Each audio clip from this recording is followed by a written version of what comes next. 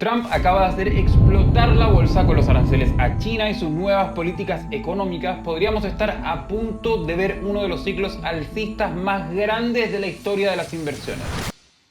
¿O no? Bueno, cada 4 años pasa lo mismo. El mercado se vuelve loco con las elecciones. Seguro que has escuchado frases como si gana X, la economía colapsa, o si gana este otro, la bolsa se va a disparar. Y claro, es normal preocuparse cuando los medios están llenos de titulares alarmistas y todo el mundo parece estar seguro de que este es el fin o el principio de una nueva era totalmente distinta. Pero, ¿qué dice la historia? ¿Importa realmente quién gane?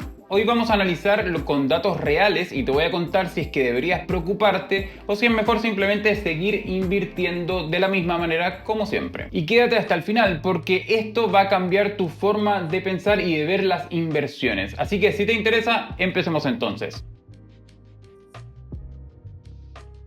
Bueno, voy a ser directo, las elecciones no determinan el rumbo de la bolsa a largo plazo. Sé que esto va en contra de lo que muchos creen, pero veamos los datos. Bueno, antes que nada, aclarar de que esto lo vamos a ver desde la perspectiva de la bolsa estadounidense, básicamente porque es en la que la mayoría estamos invirtiendo y también porque es la más grande e influyente del mundo. Desde 1957, el índice del S&P 500, que reúne a las 500 empresas más grandes de Estados Unidos, ha crecido en promedio un 9,3% anual con presidentes demócratas y un 10,2% con presidentes republicanos. ¿Qué significa esto? Bueno, que no hay una gran diferencia, o al menos no una diferencia significativa. La bolsa crece con el tiempo, gane quien gane. Miren lo que pasó con Obama, el mercado subió, con Trump, el mercado subió, con Biden, el mercado también subió. No es el presidente el que manda, sino la economía al general. Muchas veces las personas tendemos a darle demasiada importancia al gobernante de turno. Sin embargo, el presidente no tiene tanto poder como nosotros podríamos llegar a creer. Uno de los puntos positivos, al menos desde mi perspectiva de nuestros sistemas políticos, es la llamada división de los poderes del Estado. Por una parte, tenemos al poder ejecutivo, que es esta rama del gobierno que implementa y administra las leyes, dirige las políticas públicas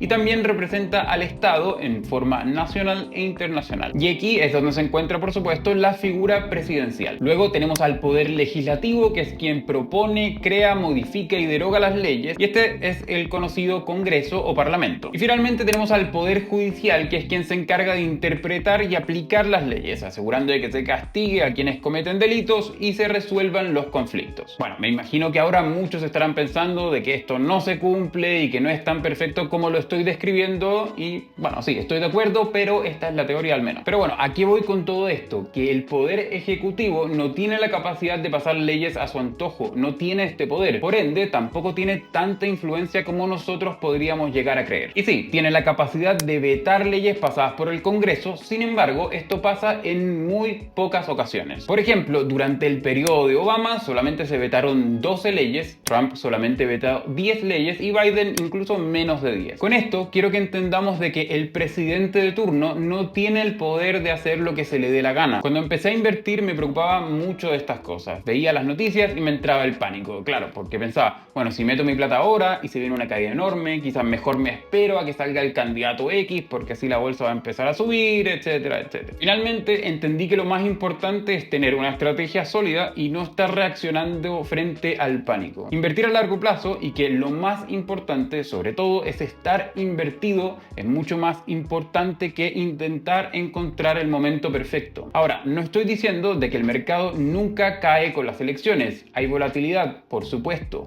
pero la gran pregunta, ¿es por el presidente o es por algo más? Para responder a esto podemos ver algunos datos. Los peores momentos de la bolsa de las últimas décadas no fueron por las elecciones, sino por crisis económicas o sociales reales. Por ejemplo, la burbuja de las .com en el año 2000, la crisis financiera en el año 2008 y la pandemia en el año 2020, donde la economía se frenó de golpe. En todos estos casos, la política no tuvo mucho que ver. La bolsa cayó porque había problemas económicos de fondo. Entonces, en lugar de fijarnos quién es el presidente o los candidatos de turno, lo más importante es ver cómo se está moviendo la economía, no solamente de un país en concreto, sino también a nivel global. Como te comentaba, existe esto de la división separación de los poderes del Estado, por ende el Congreso también es un punto importante. Y en Estados Unidos ocurre algo bastante curioso. Si miramos a la historia, hay un patrón interesante. Cuando un solo partido controla el Congreso y la Casa Blanca, el mercado suele moverse menos. Pero cuando hay un gobierno dividido, o sea, cuando hay un partido en la presidencia y otro en el Congreso,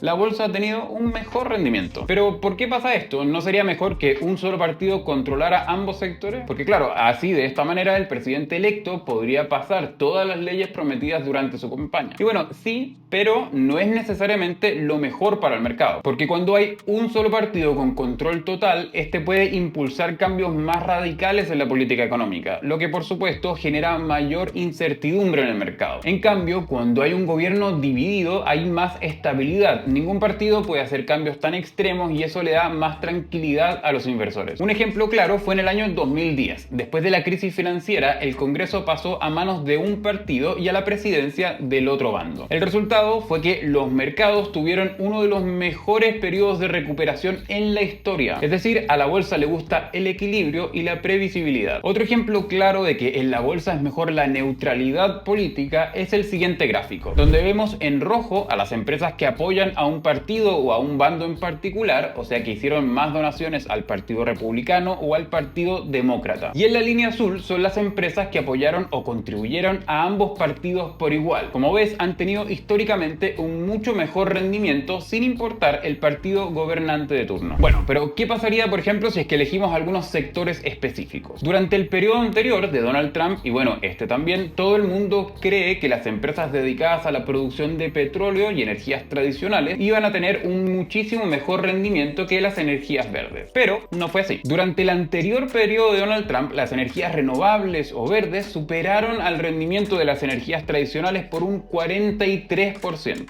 Pero bueno, después vino Biden, un presidente demócrata que apoya la transición de las renovables. Aquí seguro que ganaron las renovables. No, aquí pasó de hecho todo lo contrario. Las energías tradicionales superaron al rendimiento de las energías verdes por un 53% al año. Entonces, ¿qué hacemos con toda esta información? Bueno, primero, no tomemos decisiones impulsivas en base a las elecciones o al presidente de turno. No vendas tus inversiones por miedo, ni compres pensando de que este es el momento perfecto con este nuevo presidente para entrar al mercado. Como vimos, que salga el presidente X o Y realmente no tiene un impacto significativo en el rendimiento de los mercados financieros, ni siquiera en sectores específicos que apoyan a un determinado candidato. Segundo, mantén una estrategia de inversión clara y basada en el largo plazo. Si ya inviertes, por ejemplo, en ETFs diversificados, sigue haciéndolo de forma constante. Y si aún no lo haces, este es un gran momento para empezar. No porque esté este presidente, sino porque el mejor día para empezar a invertir fue ayer, el segundo mejor día es hoy. De hecho, para hacerles la tarea un poquito más fácil, abajo en la descripción les voy a dejar una guía de ETFs totalmente gratis para que aprendan los conceptos básicos más importantes. Al final del día y como siempre, lo más importante es mantenernos invertidos sin importar las condiciones externas.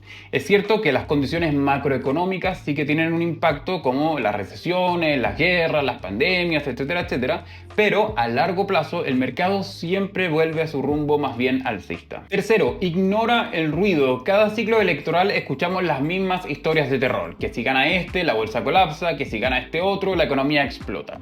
Pero la historia nos dice que al final lo realmente importante es el crecimiento económico y la innovación. Tomar decisiones de inversión en base a los factores políticos, lo más probable es que nos lleve a equivocarnos y sobre todo a perder dinero. Para que te des cuenta de cuán predecible es todo esto, te propongo un ejercicio. Mira, anota las predicciones catastróficas que escuchas de ahora en adelante sobre la economía y revísala en 4 años más. Te aseguro que la gran mayoría no se van a ver cumplido. Así que la próxima vez que alguien te diga que la bolsa va a colapsar por las elecciones, muéstrale este video. Y si tú quieres aprender a invertir de verdad, te dejo este video aquí donde te explicamos cómo elegir el mejor ETF para tu portafolio.